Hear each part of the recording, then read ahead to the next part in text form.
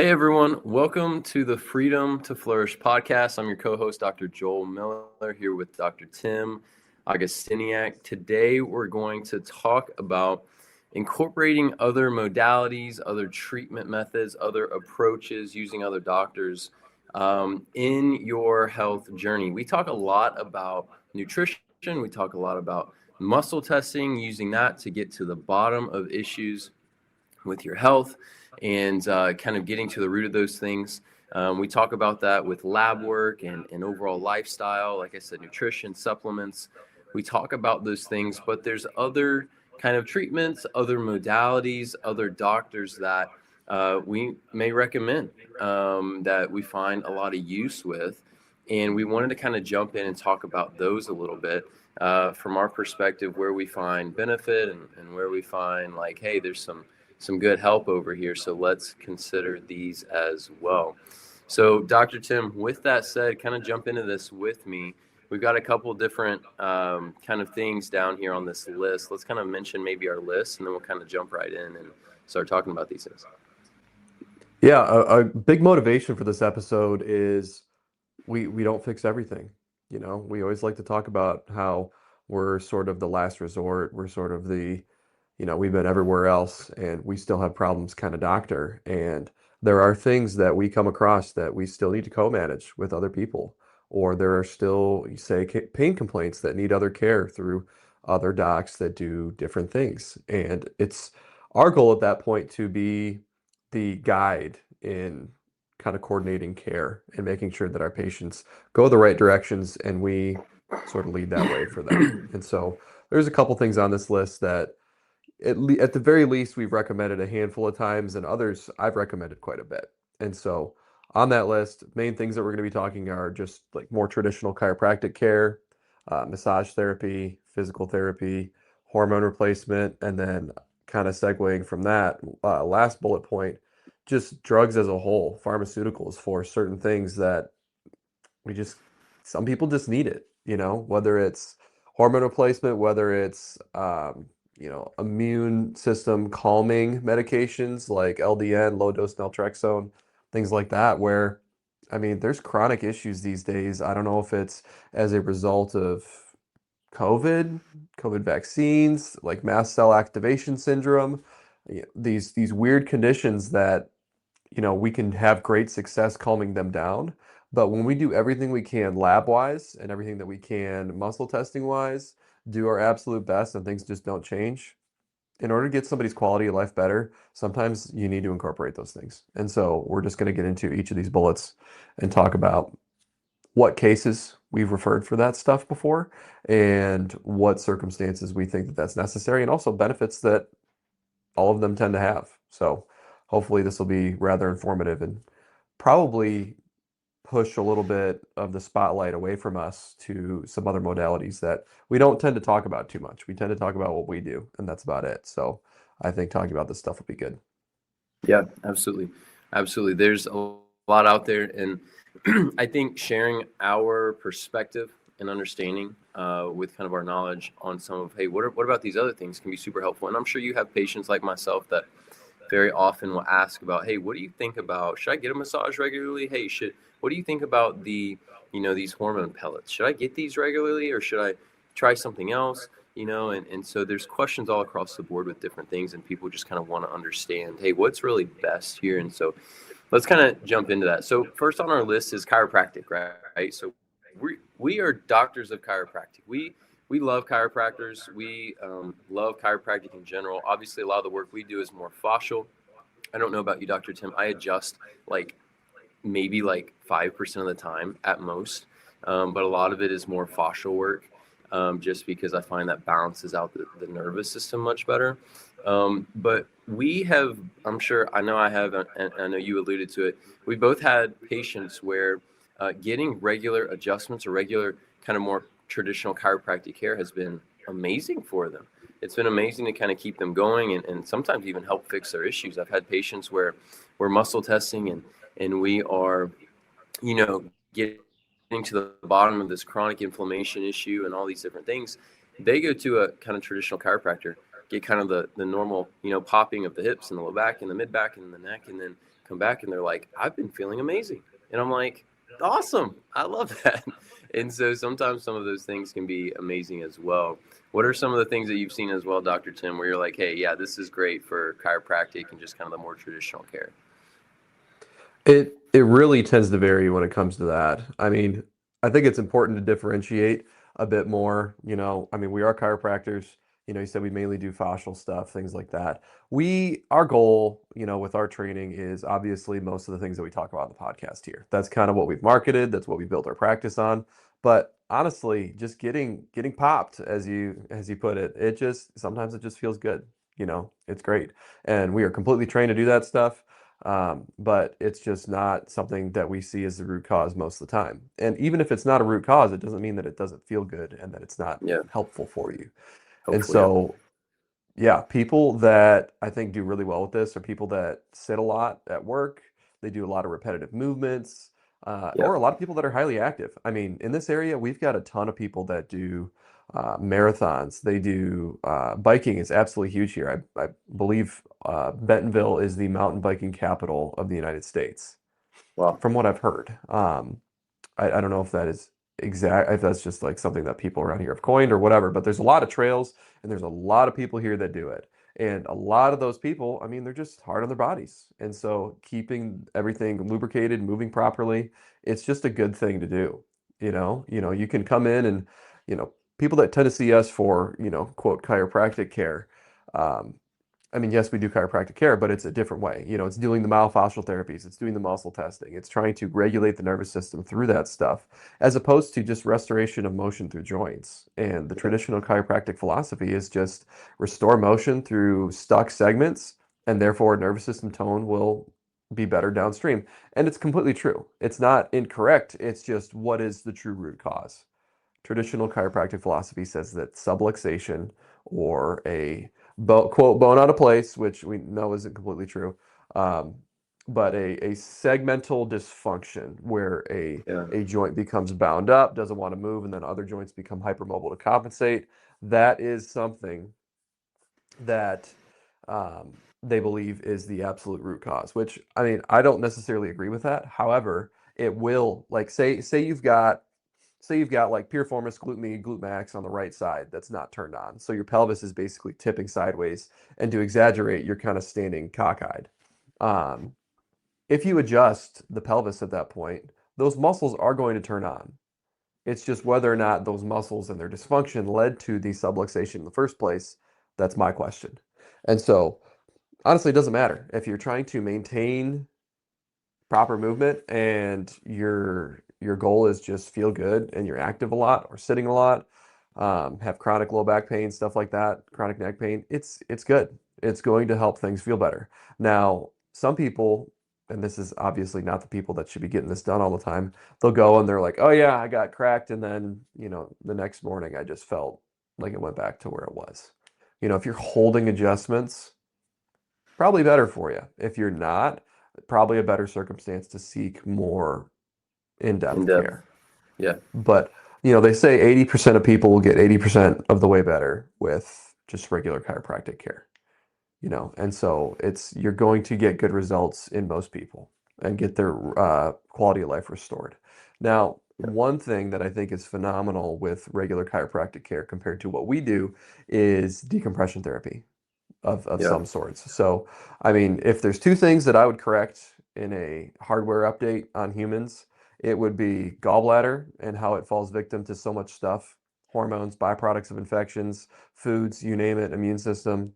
It just takes the brunt of everything, and a lot of people have issues as a result. That's why it's one of the most common we'll call it elective surgeries, um, because a lot of people need to get them taken out because they have bad problems with them. But yeah. there's that part of it, which totally besides what we're getting into today. And the other part of it is lumbar spine and pelvic stability stuff. Mm. So a lot of people are going to get disc issues some point in their life. I forget the statistics that they talked about us or talked about with us during school, but I mean Hmm. it's overwhelming majority of people at some point in their life will have some sort of lumbar disc issue, whether it's a bulge, herniation, you name it. We're just not designed to withstand the forces that we are put under for a long time. I mean, you think back to caveman days, an old caveman was 25 years old. We would be elderly by their standards. But these days, people are living so long that you look at MRIs on anybody who's 50 years old, and over 90% of them are going to have bulging discs and significantly reduced disc height.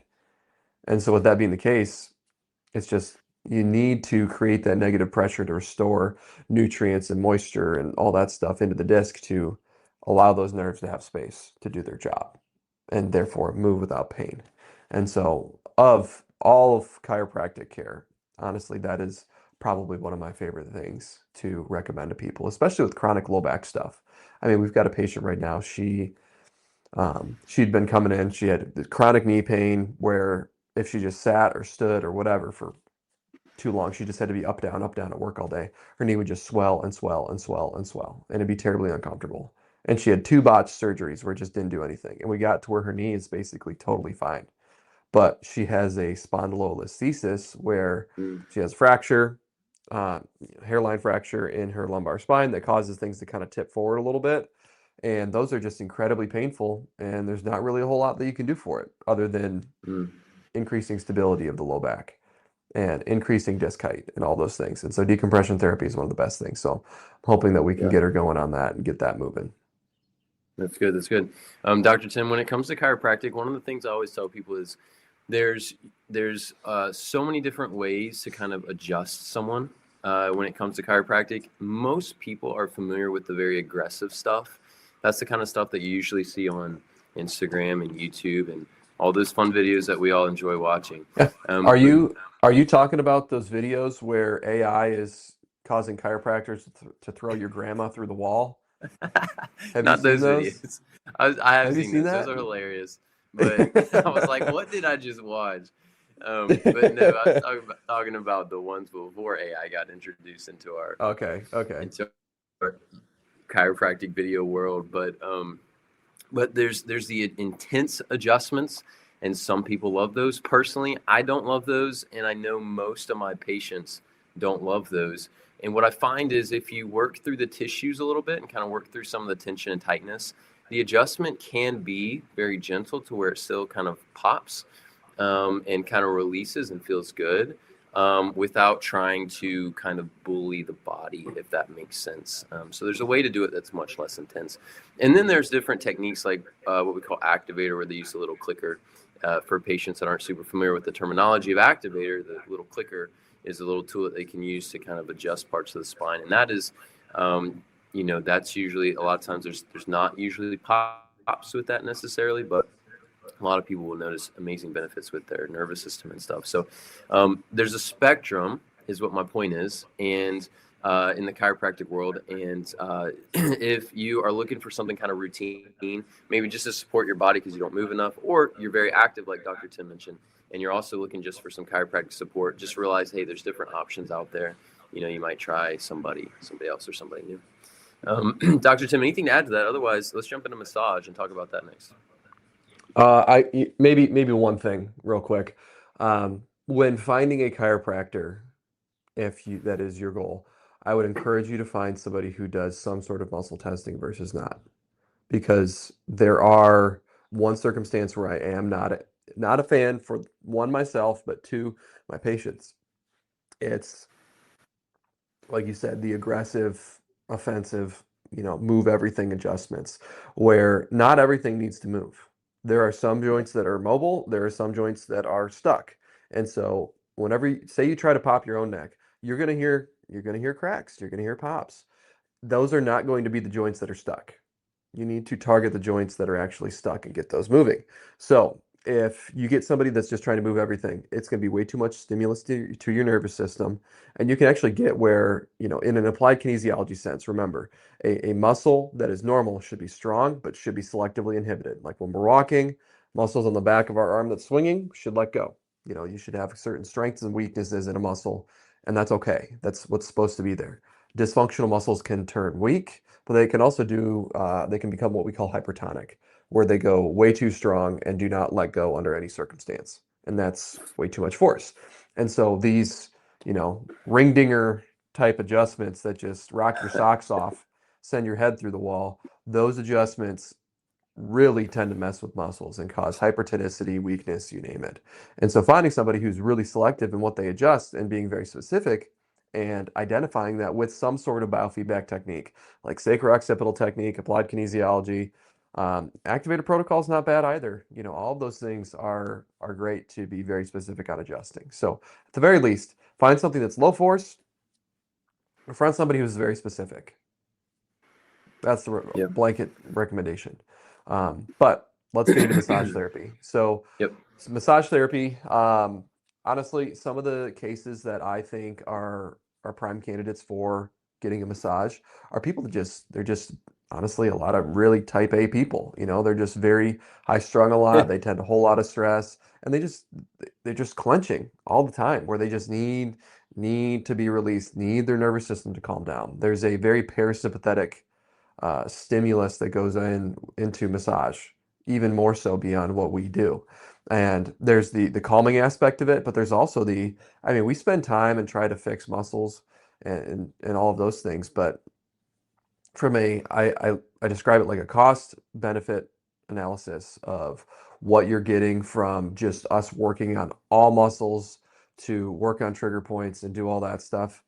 At some point, I feel like we are literally just adding a little bit of muscle testing into massage.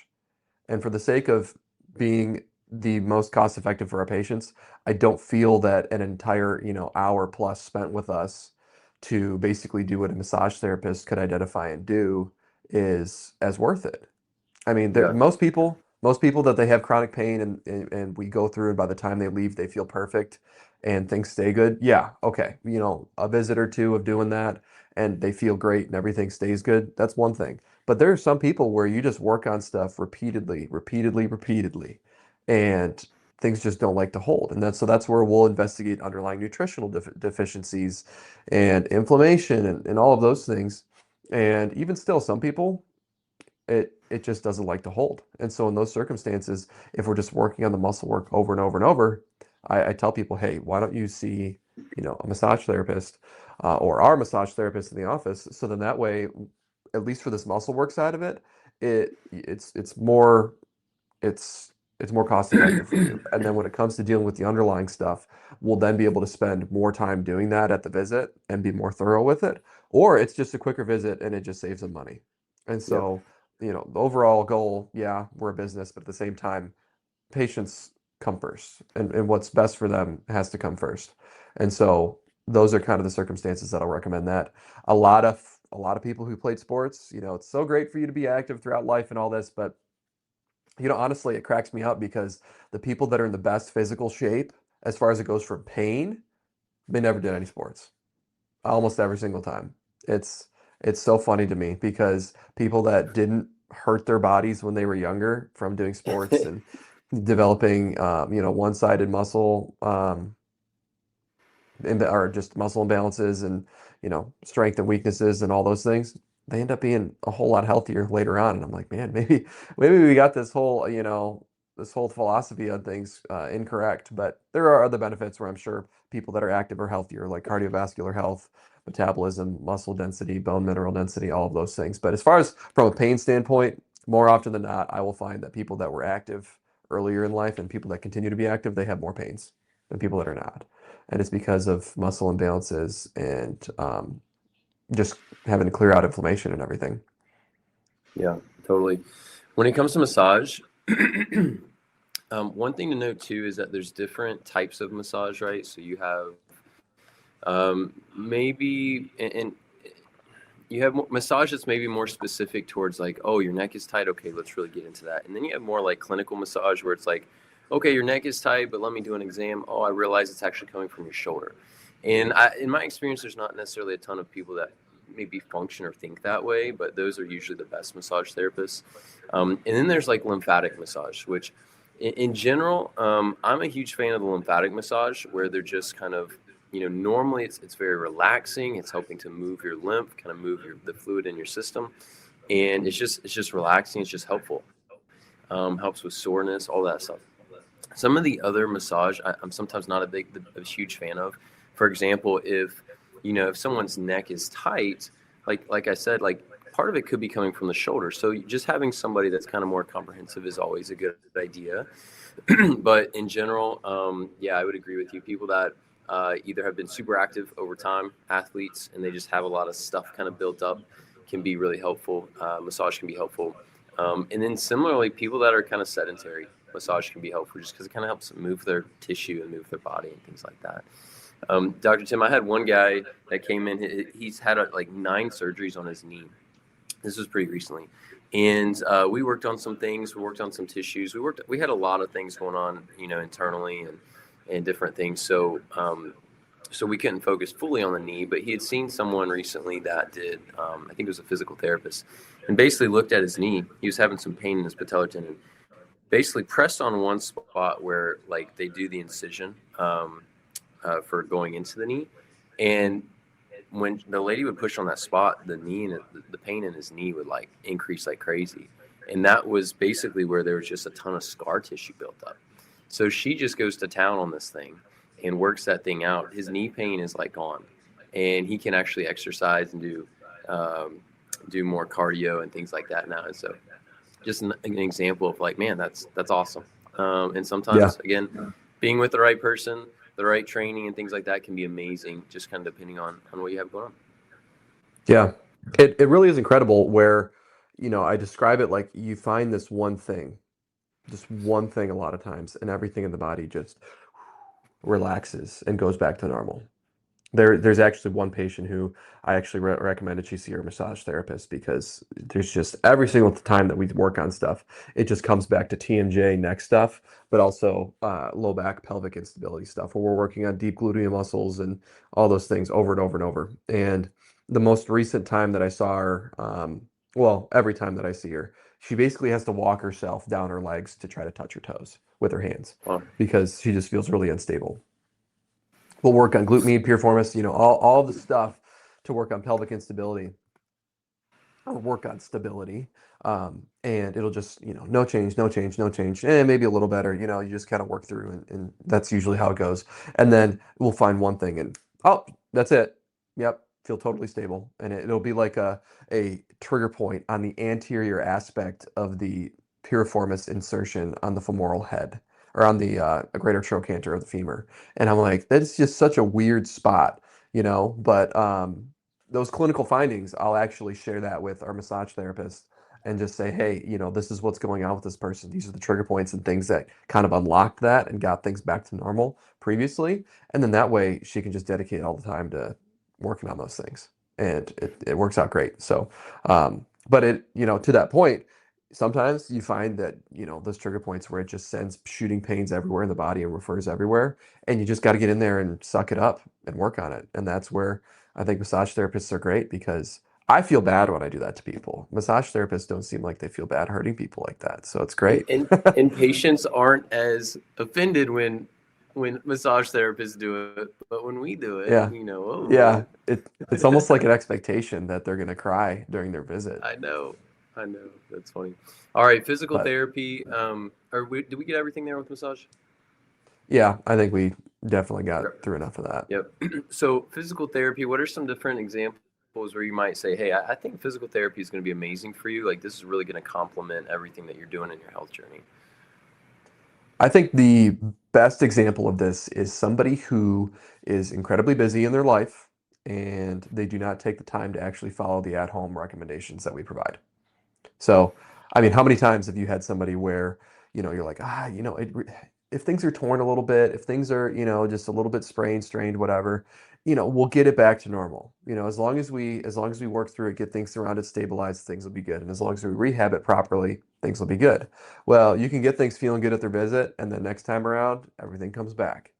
And if they do their exercises, I've done this with patients where they have, say, like a shoulder the shoulder issue where, external rotation or whatever movement hurts. And then we just walk them through and get them, basically, I'll have them do their at-home recommendation stuff. I'll say, okay, take a lacrosse ball, work on this, get that muscle firing, and then do a couple, do however many sets of this. We'll do it, and the pain will be gone. And I'm like, well, why the hell aren't you doing it? It just kind of drives me up a wall because I'm like, you can lead a horse to water, you can drown them trying to make them drink, but you can't force them. Yeah. And some people, they just are so busy with their life, they just don't do it. And they need some kind of appointment or somebody keeping them accountable to do so. And with the frequency of visits that we do, I could see somebody every week, but with an hour-long visit, it just doesn't make a whole lot of sense, you know? And so we could do shorter visits. It just doesn't, we don't get through as much stuff, and it doesn't end up being as beneficial at that point. Yeah. And Yeah. it kind of gets in the way of what we have regular schedule wise. And so in those circumstances, I think it's best for everybody if somebody sees a physical therapist where they can just do like a, once weekly cash rate kind of thing, or, maybe hope insurance pays for it or whatever. And then Yeah. they have somebody that's going to go through, do all the muscle work for them, and then do their exercises, walk them through. And at the very least, they're getting that more repetitively as opposed to like once every 2 weeks or once every month with me, because those things take more work. And as of lately, I don't know what's flipped, if I'm just getting sick of that stuff or what, but I've been getting real with my patients lately when it comes to that stuff. I've just been telling them, if you do not do this stuff, this is going to be wasteful. You are throwing your money down the drain coming here, because I can fix what I can fix, but if we identify this problem and you need to do something about it, exercise wise, you got to do it. You just absolutely have to do it. And if it just doesn't happen, it's not going to get better. And so I think Yeah. those are prime candidates for that. Now, there are some people where it's like, chronic meniscus issues or something like that, where you refer them, see if that gets things better, keeps it better. And then sometimes they do have to get like, go in there, get the arthroscopic little snip of the flap of meniscus that'll get in the way and everything. And it happens. I mean, those things are there for a reason. Do I think that Yeah. people maybe go to do that stuff a little earlier than they probably should? Sometimes, and just, the knee lady example earlier with decompression therapy, botched surgeries happen, and so you don't want it to be the first option. Conservative care should always be the first option, but sometimes it is necessary. And if it ends up being something where you get chronic issues afterwards, or at least like you can't clear inflammation because you need to rebalance things, that's where, just like with her, you just work through things and we can get it back to normal.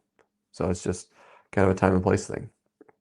Totally. Definitely time and place thing. With physical therapy, I'm not usually the greatest about referring people to physical therapy.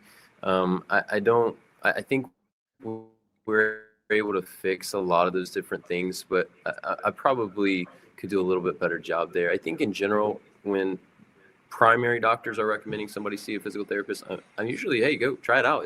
It's probably going to be very helpful, especially with what we're doing as well. Having that consistent movement, kind of focused movement and attention on certain muscles and joints. And then we kind of work on the back end with the nervous system and things like that. So it tends to complement things pretty well. Dr. Tim, let's jump into the HRT stuff. So hormone replacement therapy, is there a place for this? What are some of your thoughts, and how are you encouraging patients with HRT? I think this is going to be a good one. I'm excited to hear your take on this, because when I first started my practice here, I had somewhat different thoughts on this, where I just really thought, for the most part, people really didn't have to be on this stuff. And I still kind of have that idea, but I've had some people where we work through for so long on stuff, and they are just so adamant that they're going to get this stuff fixed without getting on hormones. And it just doesn't get there. And we're doing everything, all of the herbs, all of the nutrients to support the reproductive system, all the things to support the adrenals. And it's their bodies just don't make the stuff like they should. And when that's the case, bioidentical, of course, is the way to go. You don't want to do any progestins and things like that. Those are the ones that back in the day were leading to cancers and all that stuff. But the bioidentical stuff, there's not any great research that actually proves that they lead to cancers and stuff like that. And so finding the proper dose, I think, is very important as well, with those people. And that's where a lot of them, they're like, hey, I'm going to go to this doc. They're going to be, prescribing it to me. And then whatever you tell me to do, they're going to say, hey, just listen to him. I've had plenty of people say that, where technically it's not our scope to say, hey, modify this dose, but, we'll quote co-manage with the prescribing physician who wrote the script for it. And those docs are super great at just being like, okay, cool. Well, I mean, he helped you with all this other stuff so far. And we'll help the patient tweak doses and everything and run it by their doc, and we'll collectively say, let's roll with this, and they'll feel great. And we'll use the muscle testing and all that stuff for it. So it goes really well in those circumstances. Now, I think it's important to mention a couple circumstances where I think this is probably most commonly necessary. And I've had some long hauler COVID patients where ever since COVID, things are just off. And we work through all the typical long hauler COVID stuff to get their systems calmed down. But I swear, we can get into the epigenetics argument where things have altered. Like their bodies, it's like no matter what we do, they cannot get back to where they were before, and things just don't work the same. And we can argue conspiracy theories or ideas on why that is and all that stuff. But really, I mean, there's something going on there. Whether you think it was intentional or not, there's something where people's bodies are completely different after one getting COVID or two getting the vaccine, and they just can't get back to normal. And so that's one way. But then chronic adrenal issues leading to hormone insufficiency. I mean, that's probably one of the most common things. And we talked a lot about this in our menopause episode, which was like episode 85, 84, 86, something like that. But that episode we talked, I mean, we could have called it adrenal issues and solving your adrenal issues equals healthy menopause. That's what we could have called it. But if you every single time I have a young woman in here or I mean, even like high school girls that are having hormone issues, if you can get ahead of those issues early on in life and start with the hormone detoxification and start with the education about eating properly and making sure that you're not driving your adrenals into the ground, so you'll be able to produce hormones once menopause kicks in, I think things would be a whole lot better. However, you get these women that they don't want to do anything about anything until they reach menopause and they are a total mess. So preventative care is way better than Definitely. corrective care, especially in that circumstance, because there are some women that no matter what we do, they just don't feel great. And even still, I have to have the conversation with them of, do you want to feel like you did when you were 20, or do you want to be as healthy as you can possibly be at your age? And that's a very, I think, necessary thing to say with them, or conversation to have, because they, some of them think that they're going to feel like they used to. And postmenopausal, you're not supposed to. You're really not supposed to feel like you did when you were 20. It's a normal process, but you shouldn't feel fatigued all the time. You shouldn't, have zero libido. You shouldn't just feel like garbage. But anyway, those are probably the top circumstances where I'll see that. I'm curious to hear if you have any different take, because this tends to be, Yeah. I think, something that we all end up seeing. Yeah, I haven't ventured down the long hauler COVID stuff as much as you have kind of just explained. So it's really hopeful to hear and something to definitely consider. With HRT, I was similar in the sense that early on in practice, my thought, I was super gung ho and excited, and I was like, man, people do not need to be on these. You can heal your body naturally, which I still very much believe.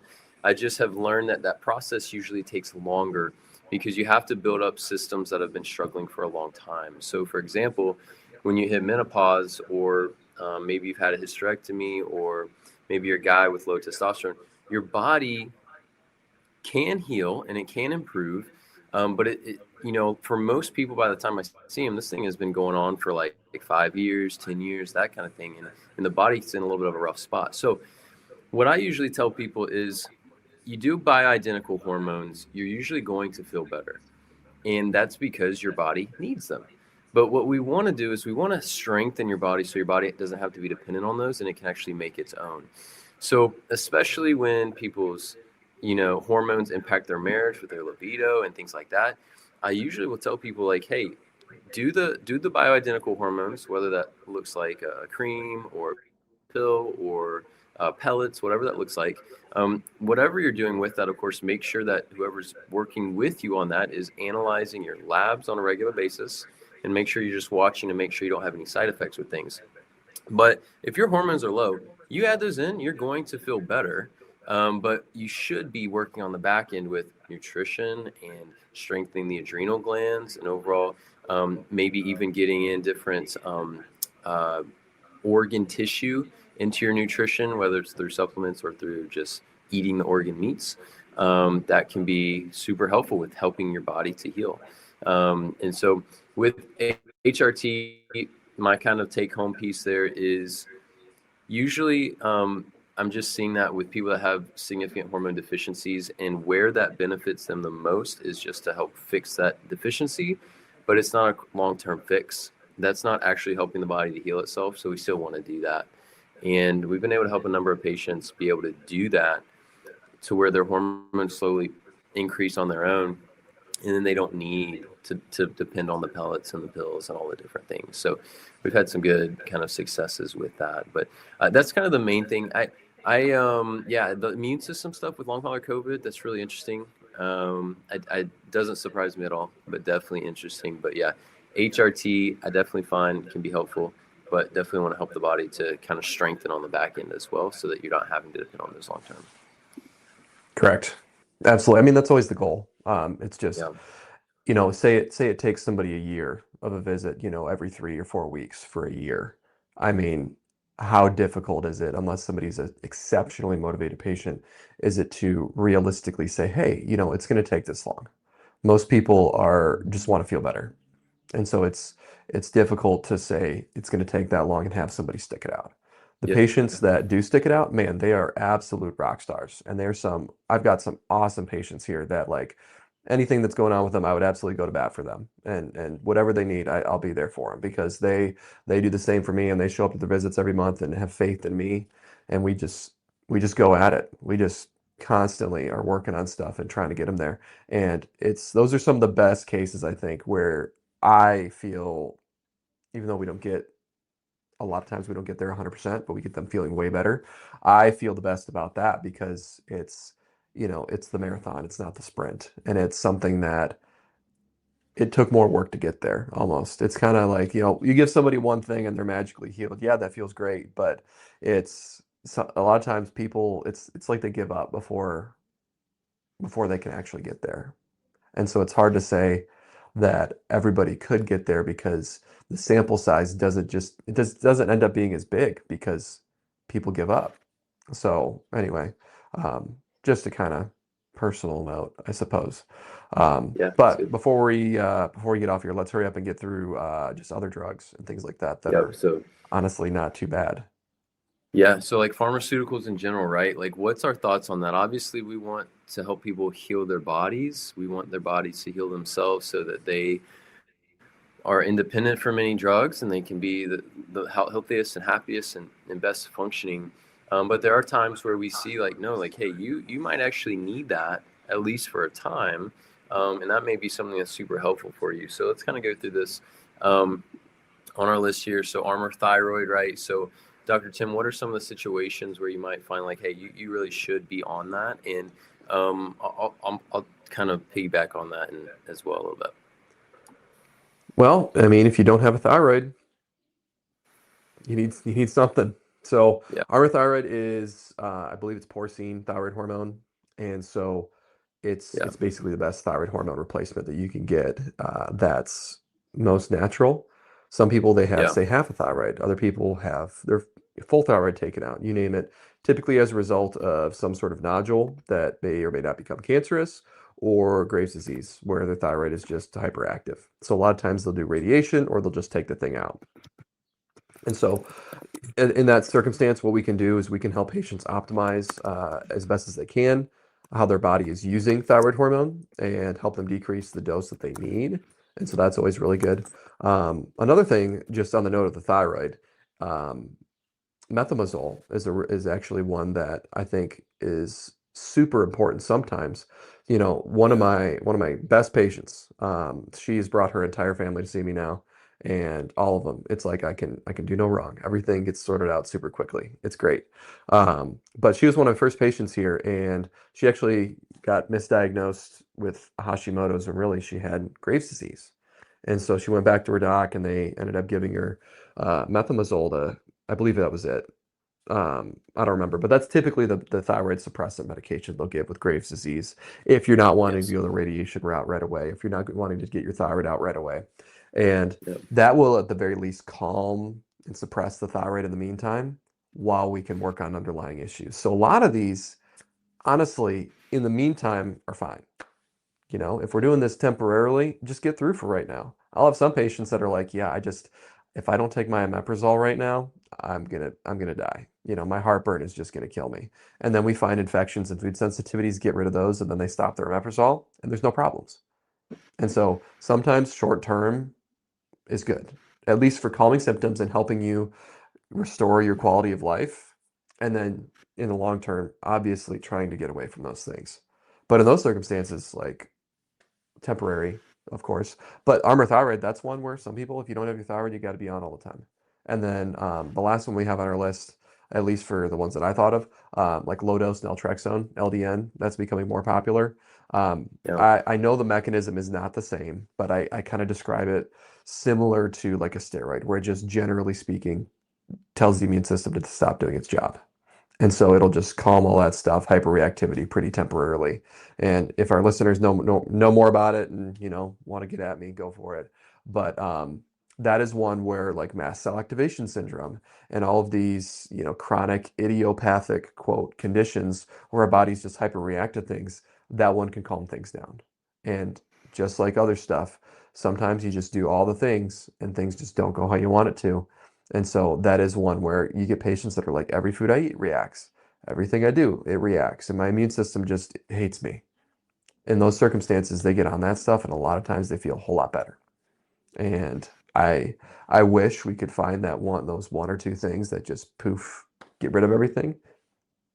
Sometimes I can't find it, and it's frustrating, but that one can be very helpful. And I haven't actually found anybody come into the office and show any negative effects from it. So I'm not sure Awesome. if you'd add anything else to that list, but that's my list.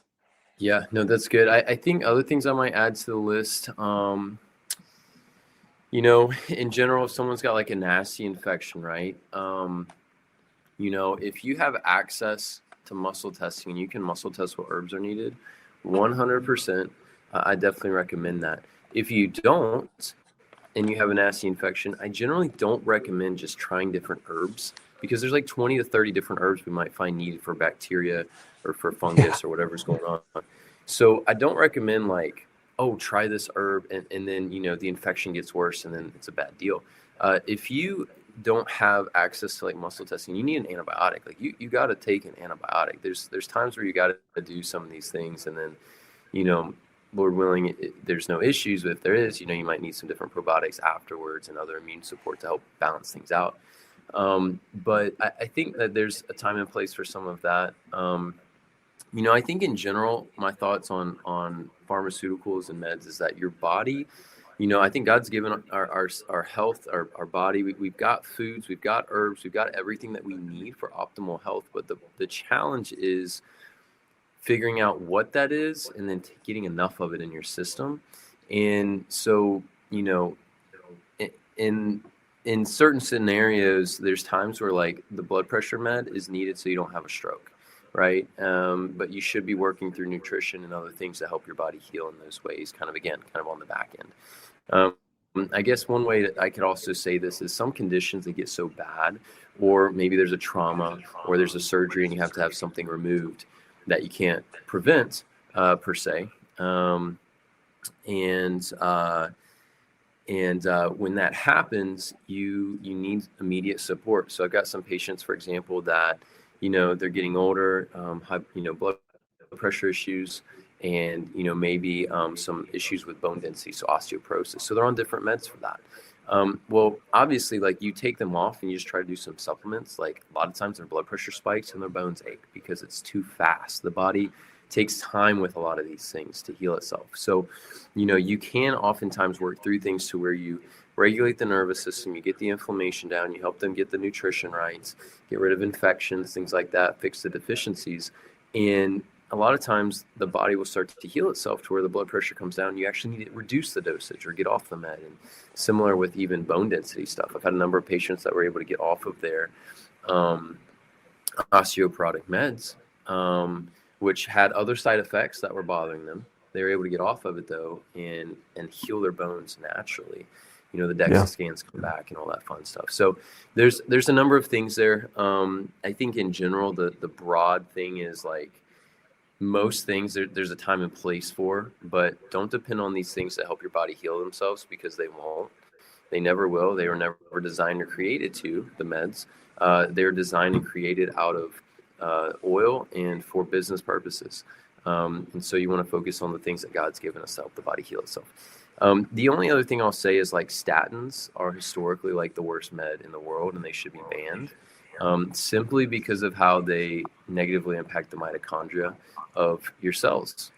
And that's going to cause people to have weird symptoms, maybe pains or aches in the joints, maybe energy issues and stuff like that. So that's kind of the last little piece that I'll mention with that, and probably just leave it at that. Dr. Tim, anything else on that topic or anything else here to wrap up our episode?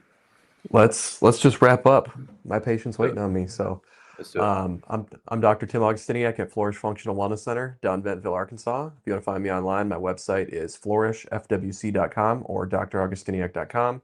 All the links to all the socials and all the contact info is there. So any questions, comments, concerns, or suggestions for future episodes, feel free to reach out and let me know. Yep. Likewise, Dr. Joel Miller, the practice here is Freedom Health and Wellness in Flower Mound, Texas. Website is drjoelmiller.com. You can check us out on there. You can find our office contact, reach out if you guys have any questions or need anything to help. All right, guys. Thanks so much. We'll see you guys in the next one.